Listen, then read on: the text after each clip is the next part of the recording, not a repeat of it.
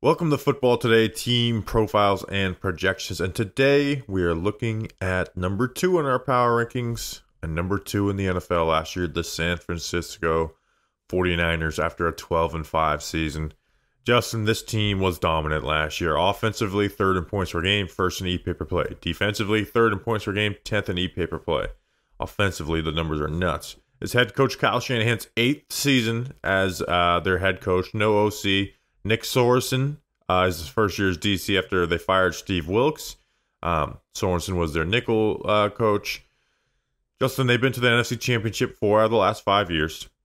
Been to the Super Bowl twice in that period. They have all pros at running back, fullback, wide receiver, tight end, left tackle, defensive end, defensive tackle, linebacker, and safety. A QB who puts up MVP numbers. It's time to win a Super Bowl for the San Francisco 49ers. And they're running it back with everyone, right? You just mentioned all the people that they have, and they're running it back with everybody. I mean, they lost some pieces, but I would say for a team that has had a Super Bowl window for as long as the San Francisco 49ers have had, even with different quarterbacks, not losing a single key piece or star is huge. And Brandon Ayuk, they just signed the contract extension with him. I'm glad we're recording this after that, so we weren't recording this knowing if he was going to be back or not. I believe that Trent Williams is going to eventually show up. He's obviously vital to the 49ers' success, in my opinion. But, Bobby, this offense improved and dominated despite facing a more difficult schedule, I think, in 2023 than 2022. Number 1 in EPA per dropback, number 1 in EPA per rush, number 1 in early down success rate, number 1 in the red zone. They were measly number 4 in third down conversion rate, too. And also, Brock Purdy led the league in touchdown rate, yards per attempt, yards per completion, QB rating, if you like that, at a 158.3, and he was number 1 in ESPN QBR. They're just number 1 in a lot of stuff, and there's a lot of stuff that I'm not even including that they were number 1 in. Yeah, and like you said, they are essentially running it back. I think their draft class is, they kind of use that as their way to really improve their roster. When we go to additions and losses, the only thing that really flashes at you is they lost Eric Armstead and Chase Young, but they replaced those guys with Malik Collins and Leonard Floyd. But it is like defensively though, Justin, the Steve Wilkes firing, it got a lot of people who were not following the 49ers super closely upset because the defense actually looked pretty damn good in the Super Bowl. And the there numbers were good issues too. there, defense. Yeah, and you look at it, it's like, oh, they were 3rd in defensive scoring, right? Isn't that the name of the game? Stopping the team from scoring points. There were defensive issues there all year for the people that follow the team most closely. The guys that watch the film and stuff.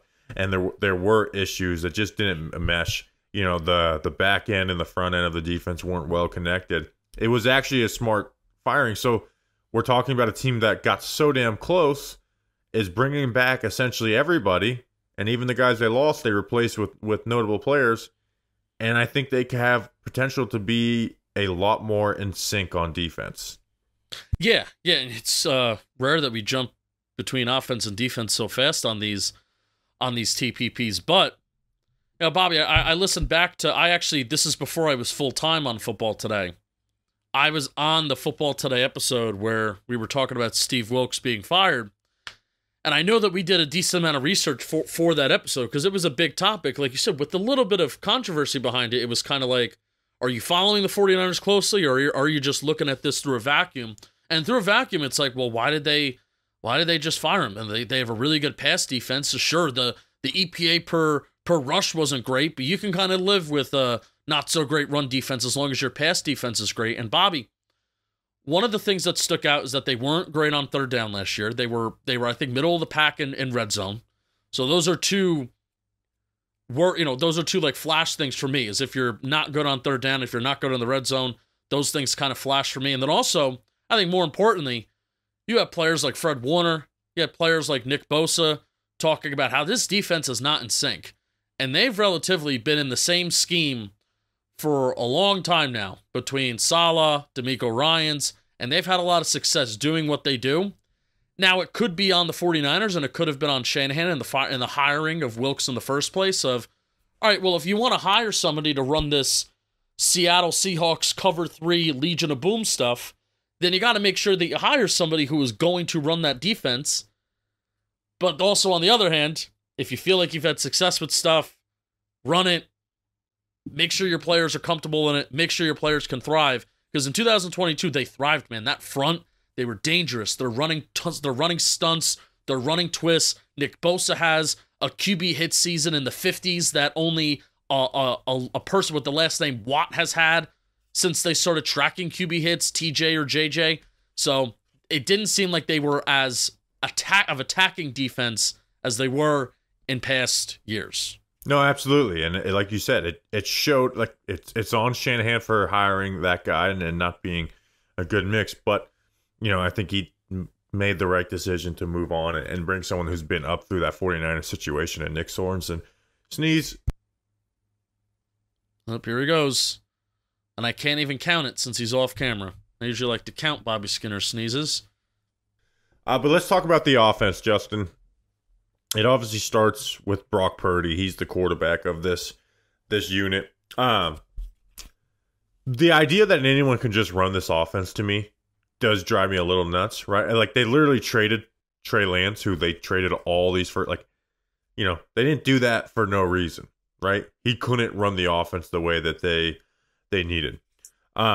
Also, watch Brock Purdy play, and then watch Jimmy Garoppolo play, and basically the exact same offense, and the differences are noticeable, even though they're both like really good in EPA per play. Like, there's just a huge noticeable about playmaking, making plays outside of the pocket, where Jimmy G, it felt like he was throwing an interception or a should-be interception, and every single big moment when he was forced to do that. The throws outside the numbers, even though Purdy's accuracy can be a little, off at times. Purdy runs this offense really well, and I don't really think we should be spending much time debating on this team profile projection of, like, well, what would he do without all these All-Pros? Because he does have all these All-Pros, but he does deal with some inaccuracies, right? That can come to bite you. But for 95% of the time, it's really good. And then the thing that really bit him last year was teams were baiting him into, like, these throws over the middle, that dig route, and that's where he got intercepted. I don't have the number, but I remember last year talking about it. I was like, I think it's like 5 of like 7 interceptions were on that same exact route. The big thing for Purdy is having Trent Williams, because with Trent Williams, 28 touchdowns, 2 interceptions. Without him, 3 touchdowns, 9 interceptions. They need Trent. Like, that's the biggest difference maker, because the rest of the offensive line's bad, but when he's got his blind side protected, it just makes the biggest difference in the world for him. Yeah, I think Trent Williams is a key indicator on why left tackle is the second most important position in the game of football.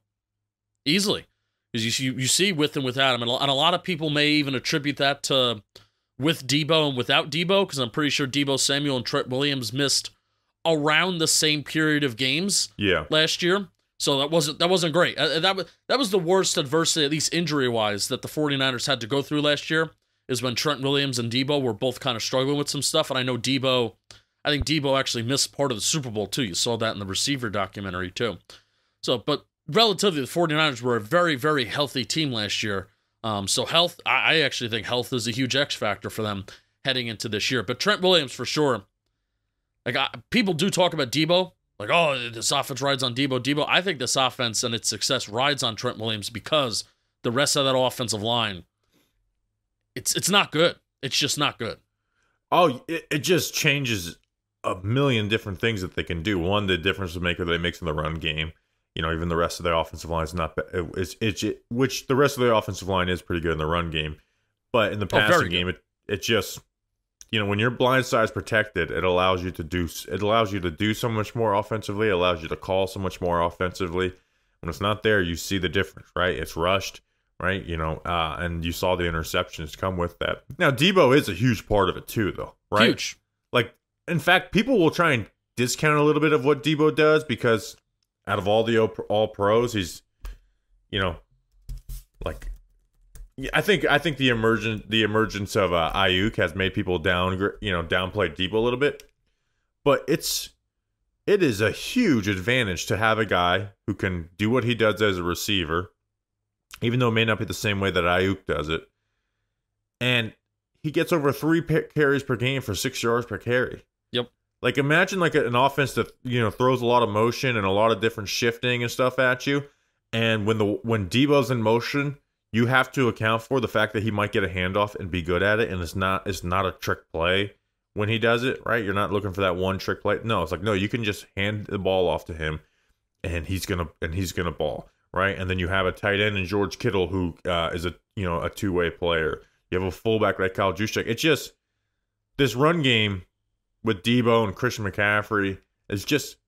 I mean, this offense is nuts, right? Like, I'm splitting 10 different ways right now, but that's where it's like they just have all pros everywhere, right? You have the number 1 running back in the NFL in Christian McCaffrey. You have the number 1 left tackle.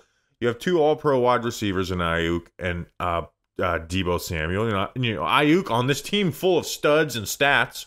You know, you had Ayuk, who was 7th in receiving last year. You have George Kittle, who led tight ends in receiving last year. You have Debo Samuel. You have the leader in rushing. Like, it's just nuts how freaking how loaded this offense is. And you attack on top of that, they have one of, if not the best play caller in the NFL, in Kyle Shanahan, who has influenced the entire NFL. Yeah, man. You know what's crazy? I didn't realize how low Debo Samuel's average depth of target is. It's crazy low. 4.3 in 2022 and 6.6 in 2023. And I bring that up to say that I think Debo Samuel and A.J. Brown every single year are the 2 best receivers with the ball in their hands after the catch.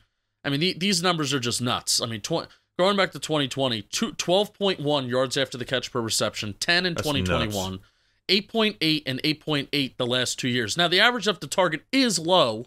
Doesn't matter. That's still ridiculous. That's nuts, man. Like, you know, though. You're usually like, oh, let's give the running back the ball in space, and you know, if you get a running back that has like 6 or 7 yards after the catch per reception, it's like, oh, that's pretty damn good, even though the average up the target's low. I mean, 8.8 the last 2 years, especially 8.8 yards after catch with an average up the target of 6.6, is pretty freaking crazy, Bobby Skinner. And I mean, really, like, you know, I would say if I had to.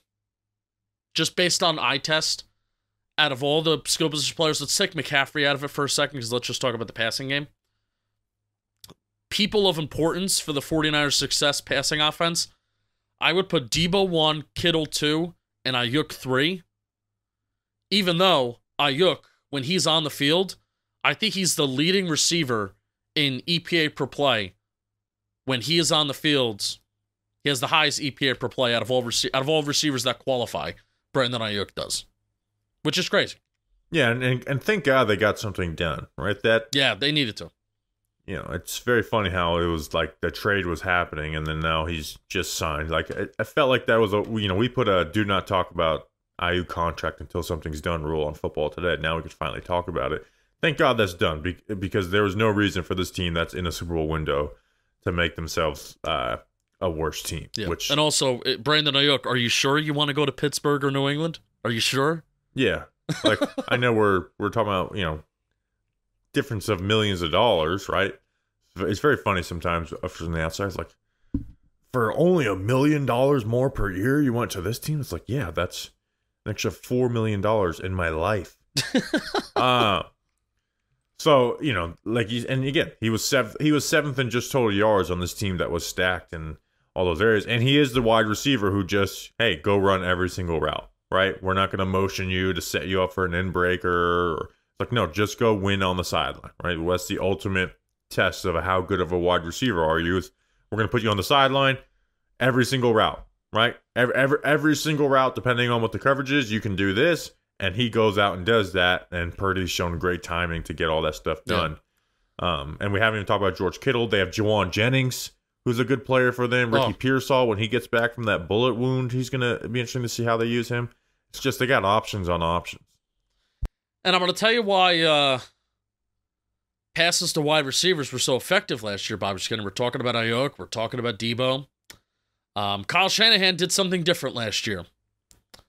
And his passes to wide receivers got more efficient on early downs. Why? Well, it went up from number 18 in EPA per attempt on early downs to number 1. There was no team in the NFL that was more efficient when they targeted wide receivers on early downs last year. You want to know why? They decreased their overall usage of 11 personnel. They also decreased their usage of 12 personnel on early downs too. So what did they do, Bobby Skinner? I'm asking you this, because you're a big advocate of this. Tell me. They used the fullback more on early downs. And it therefore made their pass game more efficient. And it also helps make their run game more efficient too. When you put a fullback on the field, spoiler alert. Yeah, so they just have all. Now, let's talk about the worry about this offense. Trent Williams, he's the best left tackle in football. You have Aaron Banks. He might be their second best offensive lineman. And he's not very good. And he's not very good. You have Drake Brendel, who was not very good. You have Dominic Puni, who's going to start at right guard. That's a third-round rookie. Should not be starting his rookie year, Dominic Puni. I like him as a developmental player. It may be rough, his rookie year. And then you have Colton McKivitz, who, if it wasn't for Evan Neal, would probably be the worst starting right tackle in football, at least pass blocking-wise, Justin. That is the worry with this group, is that this offensive line catches up to them a little bit. But you just feel like Shanahan's going to scheme around it. Yeah, he is. So it's not a question of like, will they be good or not? But again, this is a Super Bowl is the standard, and they need Trent Williams to show up and play, because without him, you can essentially have 5 bad pass blockers in front of Brock Purdy, and as good as that skill set is, and as good as Purdy is, when you start playing good teams, that will make a huge difference. Like, it's still going to be a struggle, right? But with Trent Williams there, again, at least you have your blind side protected. I can deal with everything on my front side as a quarterback. That is the thing. That's another reason why Trent Williams is so important. Not just because he's the blind side and the best left tackle in football, but because the rest of this offensive line is a struggle pass blocking wise. Yeah.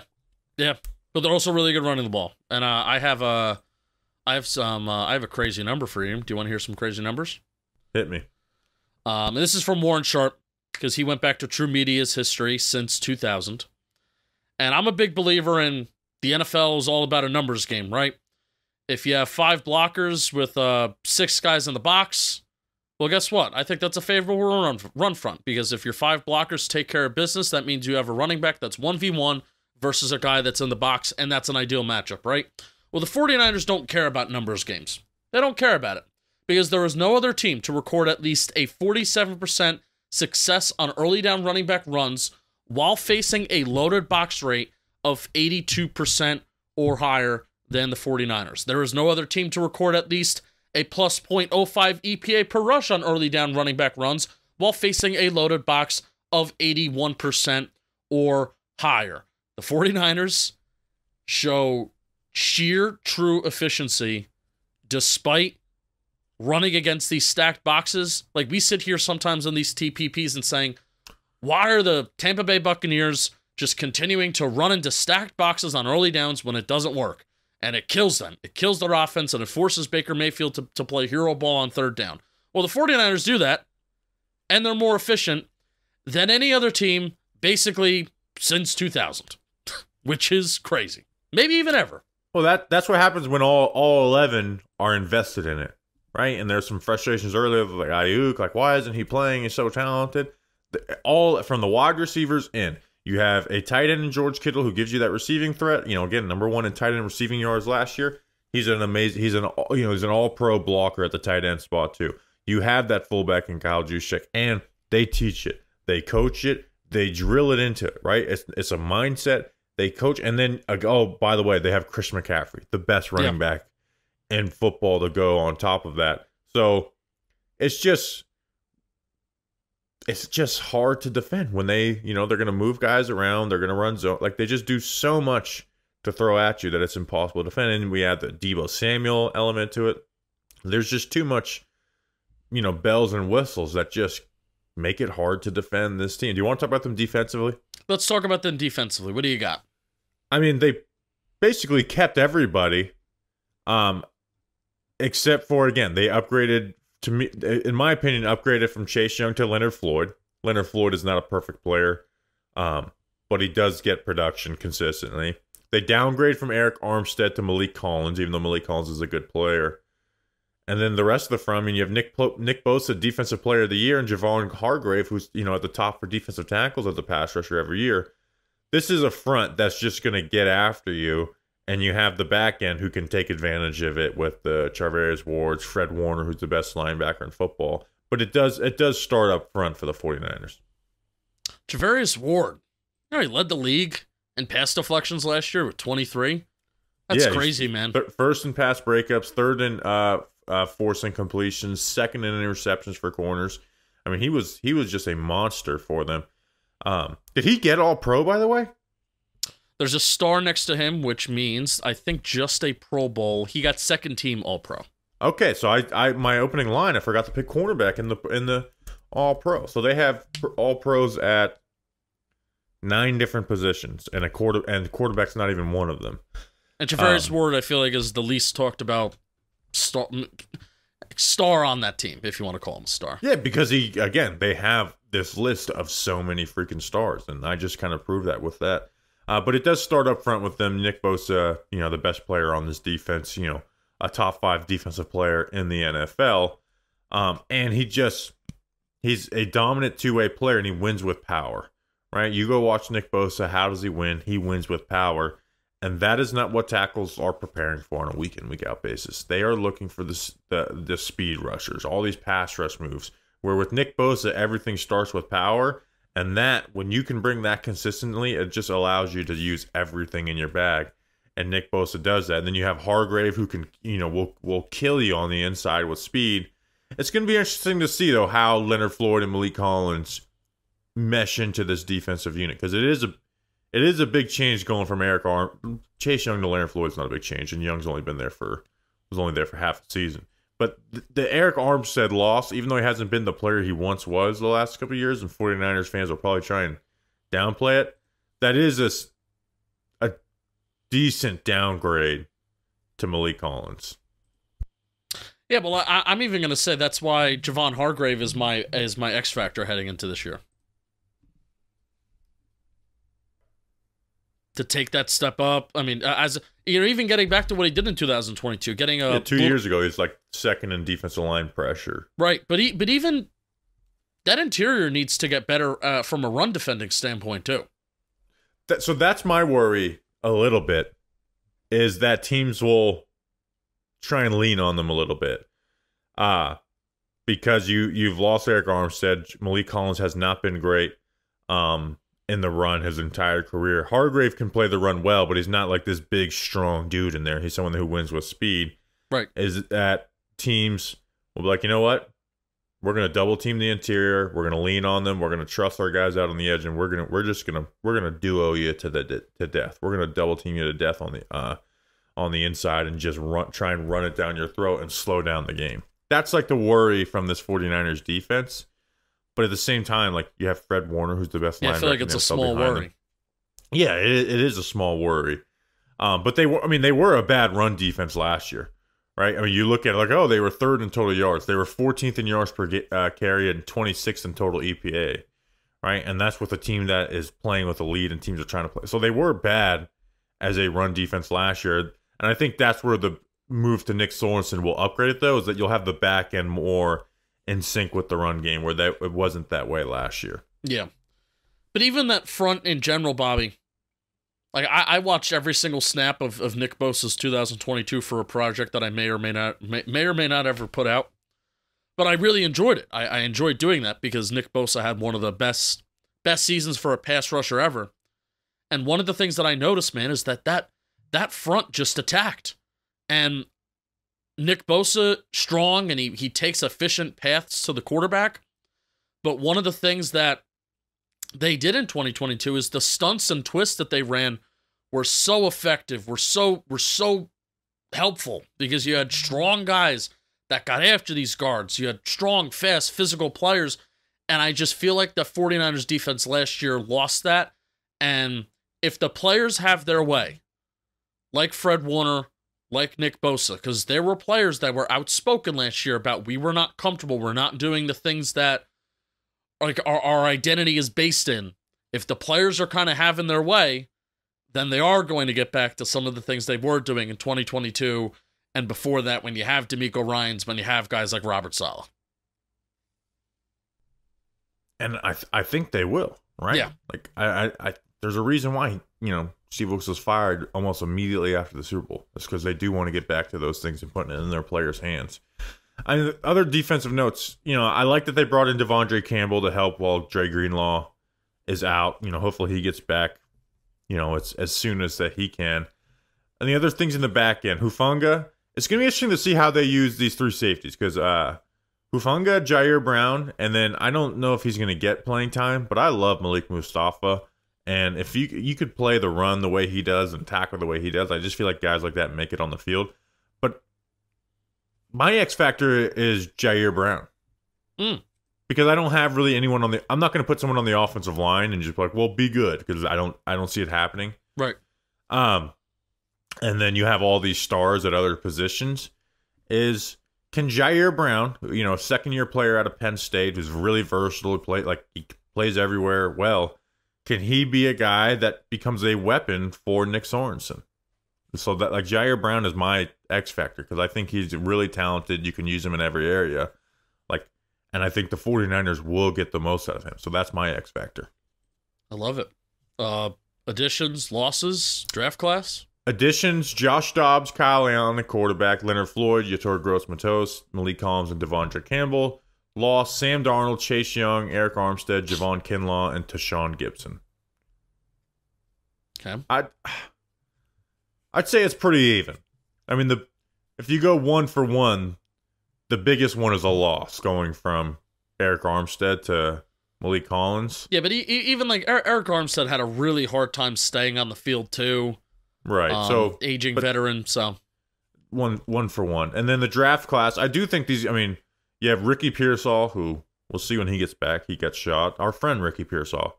Remember how cold it was in Mobile, Alabama? He noted that. He did. Yeah. Renardo Green, who's going to start at nickel for them. Dominic Puny, who's going to start at guard for them in the 3rd round. Malik Mustafa, the guy I just mentioned, in the 4th round. Isaac Garendo in the 4th round, running back. Jacob Cowling, wide receiver, 5th round. Then Jared Kingston and Tatum Bethune. I mean, I think I'm not familiar with the last two guys. I'm not the biggest fan of Jacob Cowling. I think those first 5 guys in Pearsall, Green, Puny, Mustafa, and Garendo are absolutely like guys who can contribute to winning a Super Bowl. I agree. Puny's going to be really interesting because he was a Senior Bowl guy that I'll tell you what, his story of that week in Mobile was, it's not how you start, it's how you finished. He looked like one of the worst players that I've ever seen the first day, and then he recovers. I'm like, oh my God, who is this guy? And it's like, no, he recovered really well, and he actually started winning, and he was a tackle in college. Early on, he was a guard, and they're kicking him back into the interior where he really belongs. So I didn't view him as like the best athlete, so I'm going to be really interested to see how he moves in this Kyle Shanahan scheme that's going to ask these guys to get moving and get to the other side of the defensive linemen's faces and shit like that. So excited for him though. So your X factor is Javon Hargrave. Mine is Jair Brown. Over under 11.5 wins. I think this is the highest over under for a team. They won 12 games last year. I feel like you're dumb if you... Nah, dumb is a tough word. They won 12 games last year, and they had a 3-game losing streak. They also won 12 games last year while being really, really healthy. I'm going to go over because there's no reason to go under. Yeah, they're to me, they're just the class of the NFC. Like, Detroit is there, right? And any given Sunday, like, I did predict the Lions win the Super Bowl, but if you ask me, okay, predict the number 1 seed, 49ers. I don't even think twice about it. I mean, I think the only hesitation is if the 49ers really, like, we're talking about how Kyle Shanahan can scheme above this lackluster offensive line outside of Trent Williams. I mean, you do see at certain points where the 49ers faced the Ravens last year, kicked the crap out of them. The 49ers faced the Browns last year with a really bad offense. 49ers lost that game. Now, that was a game without Trent Williams, I'm pretty sure, and maybe even Deebo Samuel, that Browns game. Deebo hurt early in that game. So, but you face some of these good fronts, and that's a game that I'm kind of keeping my eye. Like Jets 49ers week 1 with the front that the Trent Jets was there have. for the Browns game, actually. with the front that the Jets have, Bobby, week 1, my eyes are glued to, Monday Night Football. How is the 49ers offensive line doing against the Jets defense? Yeah, I feel you on that. That's a good thing to watch for week 1, especially if, we're a week away from that and Trent Williams is still not there. So Yeah, I think he's going to be there, though. Could be an issue, but I'm going over as well. All right, that is the San Francisco 49ers, and this is Football Today.